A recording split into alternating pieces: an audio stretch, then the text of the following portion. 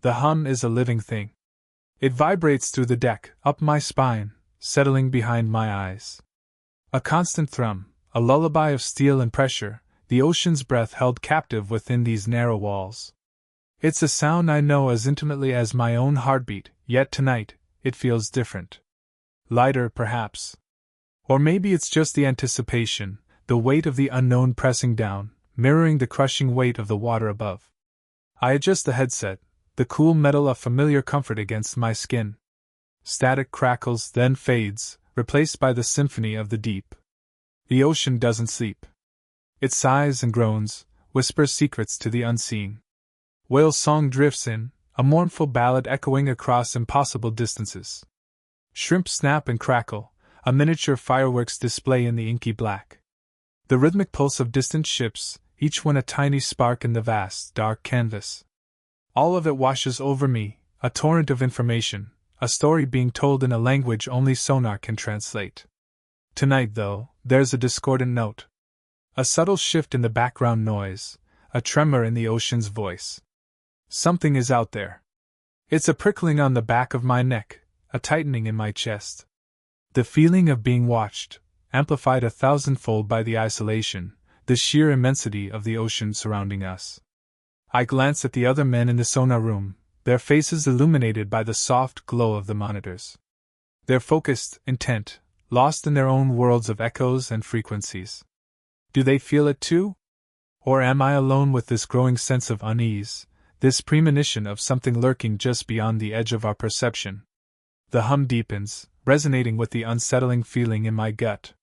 It feels less like a lullaby now, more like a warning. The ocean has always been a part of me. Not just the vast, unknowable expanse, but the specific stretch of it that kissed the shores of my childhood home. The salty air, the cries of gulls, the endless horizon blurring the line between sky and sea, these were the constants, the foundations upon which my world was built.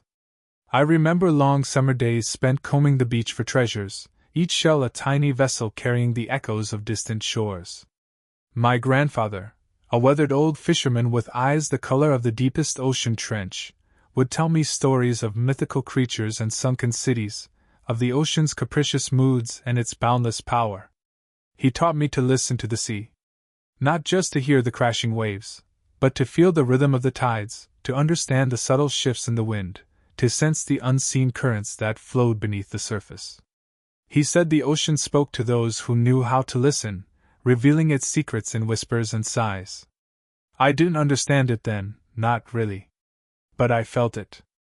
A connection, a pull, a sense of belonging that transcended words. He'd take me out on his small fishing boat, the Sea Serpent, its hull worn smooth by years of battling the waves.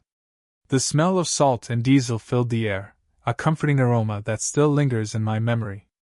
He'd let me hold the wheel, my small hands struggling to keep the boat on course as we navigated the choppy waters. "Feel her, Liam," he'd say, his voice raspy from years of sea air and tobacco. "Feel the ocean beneath you. She'll tell you where to go." One day, he showed me a small, smooth stone he'd found washed up on the beach. It was gray and unremarkable, but when he held it to my ear, I could hear the faint roar of the ocean. He called it a sea stone, a gift from the deep. He told me to keep it, to carry it with me always, as a reminder of the connection between us and the sea. I still have that stone. It sits on my desk, a silent sentinel watching over me as I listen to the ocean's secrets from within the belly of this steel beast.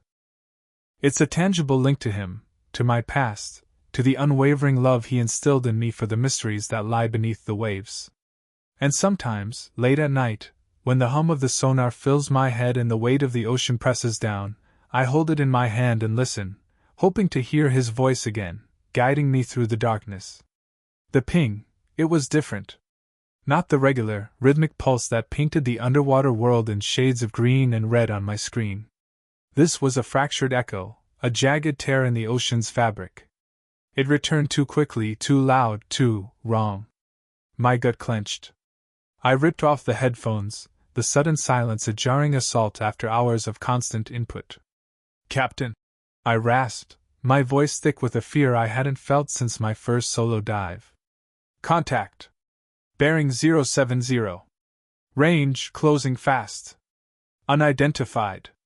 Sounds irregular. The captain, a man whose face seemed permanently etched with the weight of the ocean, was beside me in an instant. He listened to the playback, his expression hardening. Combat stations. All ahead full. The submarine shuddered as the engines roared to life, a mechanical leviathan awakened from its slumber. The sonar room became a frenzy of controlled chaos. I re-engaged my headphones, the cacophony of the deep now a terrifying symphony. The irregular ping grew stronger, closer. It was unlike anything I had ever heard, not a whale song, not a freighter's hum, not even the distinct signature of another submarine. It was broken, injured, and impossibly fast. Then, the horrifying realization hit me. The irregularity, it wasn't a mechanical malfunction. It was cavitation. The sound of metal tearing through water at impossible speeds. A torpedo. Torpedo in the water! Bearing 070. Range, damn it, too close! I screamed, my voice cracking. I could feel the cold sweat trickling down my back, the metallic tang of fear on my tongue. My fingers flew across the console, desperately trying to calculate its trajectory, its speed, anything that could give us a chance. The captain barked orders, his voice calm, almost detached, a stark contrast to the pandemonium around us. Hard to starboard! Dive! Dive! Dive! The submarine groaned in protest as it plunged downwards, the pressure increasing with every meter. I held my breath, bracing for the impact. The torpedo was too close. We were running blind, deaf, and defenseless. Then came the explosion. Not a clean, concussive blast, but a ripping, tearing, metal-on-metal shriek that echoed through the very bones of the submarine. The lights flickered, died, and then emergency red bathed the room in a hellish glow. The air filled with the acrid stench of burning wires and hydraulic fluid. I was thrown against the console, the impact knocking the wind out of me. My ears rang, my head throbbed, and I tasted blood. Around me, the sonar room was a scene of devastation. Consoles were shattered, wires hung like severed veins, and men lay groaning on the floor. We had survived, barely. The hours that followed were a blur of frantic repairs, emergency procedures, and the grim realization of the damage. The torpedo hadn't scored a direct hit, but the near miss had crippled our propulsion system and severely damaged our hull. We were dead in the water, a wounded beast at the bottom of the ocean. The silence now is different. It is no longer the silence of the deep, pregnant with potential. It is the silence of a tomb, a constant, oppressive weight on my soul. The ocean still whispers, but its secrets are now laced with the screams of dying men, the grinding of metal, the chilling awareness of my own helplessness. I left the Navy a year later, a broken man in a pressed uniform. The doctors called it PTSD. They offered pills, therapy, a litany of diagnoses that attempted to quantify the unquantifiable. But none of it worked. How do you medicate the ghost of a torpedo, the phantom pain of a near-death experience? I tried to return to my old life, to the quiet normalcy of my hometown. But the ocean had claimed me, branded me with its indelible mark. I couldn't stand the sight of the waves crashing on the shore, the cheerful laughter of children building sand castles. It was all a grotesque parody of the tranquility I craved, a constant reminder of the chaos that lurked beneath the surface. Now I live in a small cabin high in the mountains, far from the reach of the sea.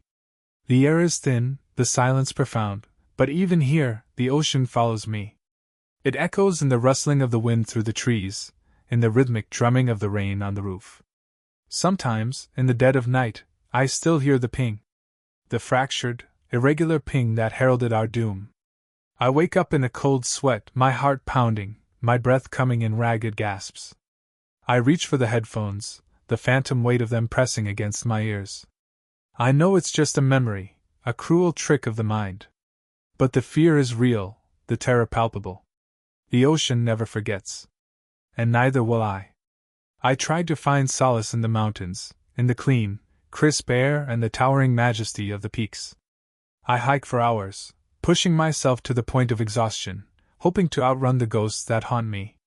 But they are always there, lurking in the shadows, waiting for me to let my guard down. The truth is, I am still on sonar duty. My ears are still attuned to the whispers of the deep, even though I am miles away from the ocean. I listen for the irregular ping, the telltale sign of impending disaster. I am forever vigilant, forever haunted by the secrets I heard, the lives I couldn't save. The ocean may be silent here, but within me it roars. The ocean held its breath. A moment stretched into an eternity, the only sound the frantic thump-thump-thump of my own heart mirroring the rhythmic ping of the sonar, now a desperate plea into the abyss. Then silence. A profound, gut-wrenching silence that screamed louder than any alarm. I ripped the headphones off, the silence ringing in my ears. Commander Hayes stared at me, his face a mask of grim expectation. "Well, Miller? What was it?" His voice was low, dangerous. I swallowed, my throat suddenly dry. It wasn't a submarine, sir. Not like any I've ever heard." The tension in the control room thickened, palpable. Eyes bored into me. Doubts swirled in the air like phantom currents. "Explain," Hayes commanded, his gaze unwavering. I hesitated, searching for the words to describe the indescribable. "The signature, it was organic. Immense. Rhythmic. But wrong. Twisted. Like a whale's song, corrupted. And then, silence. As if it knew we were listening." A low murmur rippled through the room. The XO, a man of logic and reason, scoffed. "Organic? Miller, are you suggesting?" I shook my head, desperate to make them understand. "I don't know what I'm suggesting, sir. I just know what I heard. And I know we weren't supposed to hear it." Hayes held up a hand, silencing the dissent. He looked at me, a flicker of something unreadable in his eyes. "Run the analysis again, Miller. Every filter. Every algorithm. I want to know exactly what you heard." The next hours were a blur of frantic activity. We pored over the data, dissecting every frequency, every harmonic. The results remained the same. The anomaly remained an anomaly. Unexplained. Unclassifiable. As the sun began to rise, painting the eastern sky with hues of pink and gold, Hayes summoned me to his quarters. The room was small, Spartan, but the air hung heavy with unspoken questions. "Miller," he began, his voice softer now, almost fatherly. "I've read your file. You have a unique gift. A sensitivity to sound that goes beyond the technical. You hear things others don't." I nodded, remembering my grandfather, the old fisherman who claimed he could hear the ocean's moods. I had dismissed it as folklore then. "Now, what do you think it was, Miller?" "Truly?" Hayes pressed, his eyes searching mine. I took a deep breath, the weight of the ocean pressing down on me. I think it was something ancient, sir. Something that's been down there for a long, long time. Something we weren't meant to disturb." Hayes was silent for a long moment, staring out the small porthole at the slowly brightening sea. "And what do you think it wanted?"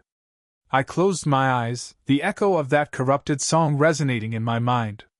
"I don't think it wanted anything, sir. I think it was warning us." He turned back to me, his face etched with a weariness I had never seen before. "Warning us about what, Miller?" I opened my eyes, the answer clear, terrifying, and undeniable. "About what else is down there, sir. About what we don't know." Hayes nodded slowly, his gaze lost in the depths of the ocean. "Then, Miller," he said, his voice barely a whisper, "we'll just have to make sure we never hear it again." The order came down that afternoon. We were to change course, return to port. The official reason was mechanical malfunction. No mention was made of the anomaly. No questions were asked. But the silence in the control room was deafening, filled with the unspoken knowledge of what we had heard, what we had almost awakened. I sat at my station, the sonar screen now blank, the headphones silent. But in my mind I could still hear it. The corrupted song, The ancient warning, the secrets of the abyss. And I knew, with a certainty that chilled me to the bone, that the ocean was not silent. It was only waiting. Waiting for us to listen again. Waiting for us to make the same mistake. And somewhere, in the crushing darkness, something ancient stirred, dreaming of the surface, dreaming of a world it once knew. And I, the one who had heard its song, was left to carry the burden of its secret, the weight of the ocean's untold stories, forever etched in the depths of my soul. The ocean had shared its secret, and in doing so, had claimed a piece of me forever.